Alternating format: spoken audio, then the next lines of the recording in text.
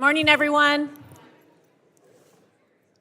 The Committee on Energy and Commerce will come to order.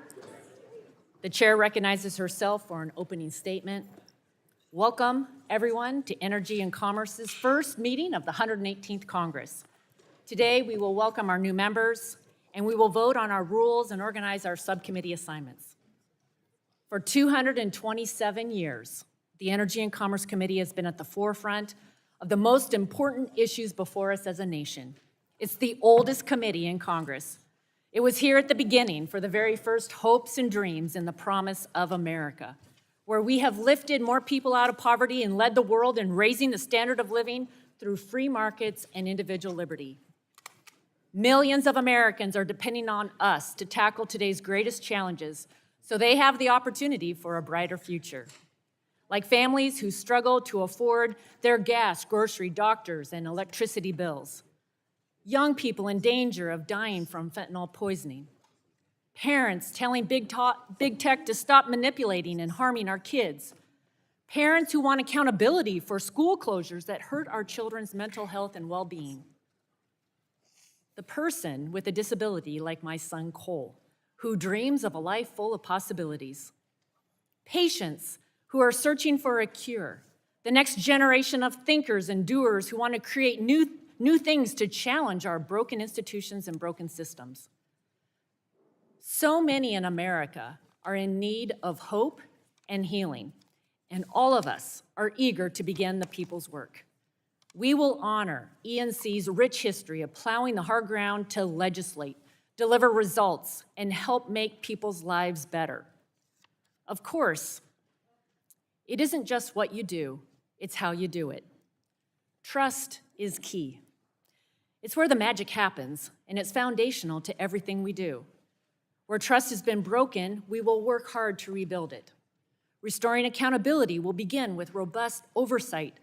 Oversight is fundamental, and we must provide that oversight of the Biden administration and the agencies in our jurisdiction. This will inform how we legislate and fulfill our Article I responsibilities. We will be exercising Energy and Commerce's authorizing authority to bring accountability and congressional direction to agencies like CDC, NIH, the FTC, and FERC that have become disconnected so often from their core mission. Trust is also foundational to relationships here. Ranking Member Pallone, I'm grateful for the trust that we've built to honor this committee's strong bipartisan history. In the last Congress, we moved a national data privacy standard further than anyone had. In addition, our mental health package passed the House with more than 400 votes and was signed into law with several other significant bipartisan accomplishments.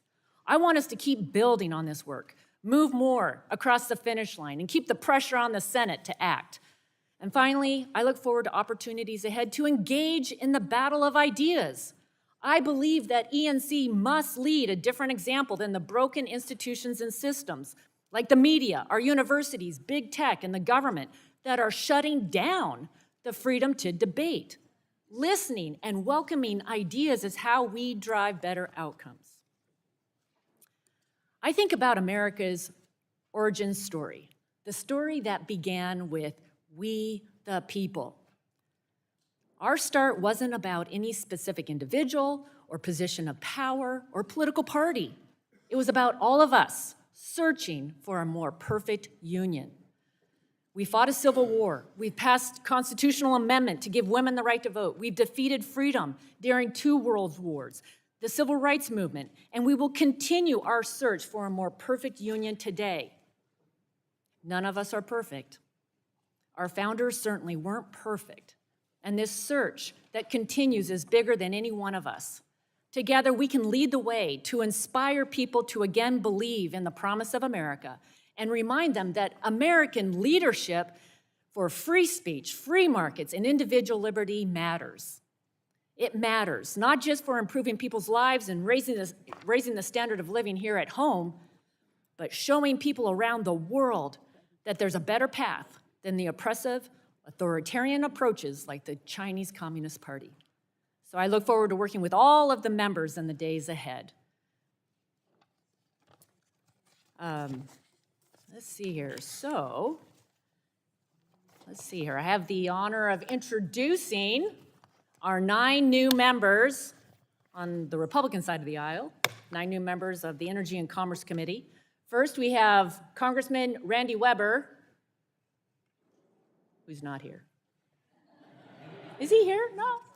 Randy Weber. Okay, Randy Weber's from Texas's 14th district. He brings strong energy expertise to the committee. He knows the priorities of small business owners across the country because he built his own business, Weber Air and Heat, from the ground up. As a former cheerleader, I'm told Congressman Weber was going to bring some more pep to this oldest committee on the Hill. Next, I'd like to welcome Congressman Rick Allen from Georgia's 12th district. He started his own construction business at 25 years old. And this year, he will celebrate his 50th wedding anniversary with his wife, Robin. They have 14 grandchildren. If you know anything about Rick Allen, you also know that he's never without a Masters tie. He represents Georgia's 12th district, which is home to the Masters tournament. Please welcome Congressman Troy Balderson from Ohio's 12th district. Before public service, he worked on the family farm and ran the service department for his family-owned small business. He's also a fierce, multi-day mountain bike competitor. So welcome, Troy. And can I say go Bucks? Always, right? Okay, Congressman Russ Fulcher. He's from Idaho's 1st district. His district borders mine. We may disagree on who grows the better potatoes. He spent 24 years in the high-tech industry, 10 years in the Idaho Senate.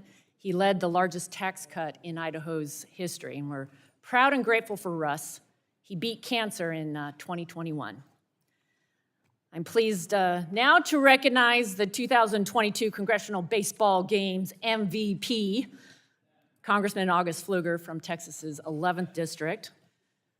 Graduated from the Air Force Academy, served 20 years as a decorated pilot. He's a dad of 3 girls. Thank you for your service, Congressman Pfluger. We value your expertise on why unleashing American energy in places like Midland, Texas is vital to our national security. Now we have Congresswoman Diana Harshberger from Tennessee's 1st district. We're all excited to have her join this committee. Watch out, buddy. We have another pharmacist on the dais. You said he's the oldest pharmacist. You can't say that anymore. You can't say that anymore. So Diana's also a mom and grandmother to 2 boys. Congresswoman Marionette Miller Meeks is from Iowa's 1st district. She's a doctor, brings important public health expertise to ENC. She served 24 years as a private nurse and doctor in the Army. Army-Navy was a heartbreaker in my household this year. Overtime, somehow Army squeaked out the win. I'll let that go right now, but thank you for your service. Next, I'd like to welcome Congresswoman Kat Cammack from Florida's 3rd district. She's a strong voice for the hardworking people of the country and their families, including farmers, small business owners, first responders. Kat grew up on a cattle ranch, and the fun fact was a rodeo queen in high school. And last but not least, we have Congressman Jay Obernolte from California's 23rd district. His background is in innovation, business, and video game development. His 2 sons think that must be pretty cool.